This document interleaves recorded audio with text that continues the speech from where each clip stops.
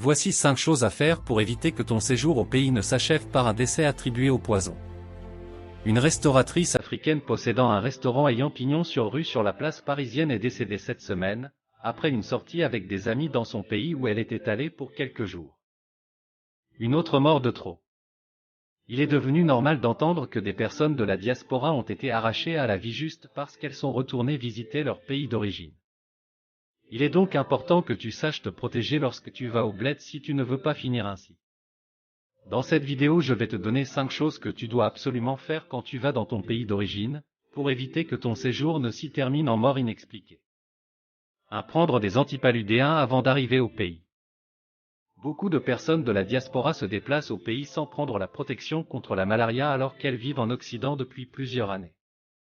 Ces personnes finissent souvent par contracter cette maladie et beaucoup en meurent laissant leur entourage penser à l'empoisonnement ou aux pratiques de sorcellerie du village.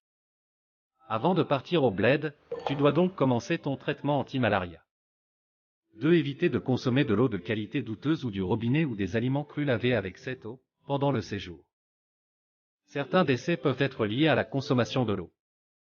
Il est important de s'hydrater uniquement avec les eaux embouteillées lorsqu'on n'a plus consommé l'eau du bled depuis longtemps. Malheureusement, beaucoup de personnes de la diaspora consomment de l'eau du robinet ou des eaux douteuses lorsqu'elles vont au pays. Certaines sont plus conscientes. On les voit marcher avec des bouteilles d'eau. Ces personnes ne boivent que de l'eau embouteillée. Mais on les retrouve souvent au bar ou à la maison à prendre du whisky ou autre boisson avec des glaçons fabriqués avec les eaux à éviter. Tu dois donc être rigoureux et éviter la mauvaise eau sous toutes ses formes. 3. Éviter de consommer des boissons que vous ne connaissez pas ou qui ont déjà été ouvertes, de même que les boissons artisanales. Il y a beaucoup trop de boissons frelatées dans le marché au pays.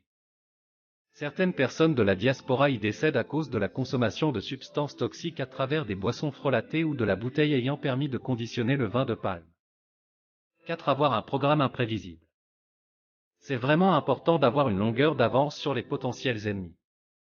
Certains voyageurs de la diaspora se plaisent à annoncer et à donner des détails sur leurs faits et gestes pendant leur séjour au bled. Lorsque les personnes mal intentionnées ont votre programme, elles ont le temps et la facilité pour vous préparer un coup. Il est donc important de prendre de l'avance sur les jaloux et envieux en gardant ton planning secret et imprévisible. 5. Toujours avoir sur soi un antipoison.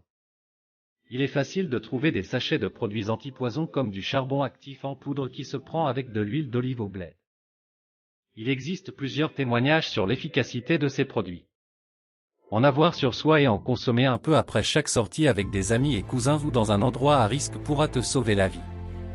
Abonne-toi et active la notification si ce n'est pas encore le cas. Et surtout laisse en commentaire tes idées pour aider à protéger les frères et sœurs qui vont au bled. Il est temps qu'on arrête de perdre des amis ou des proches, juste parce qu'ils auraient décidé de retourner visiter le bled.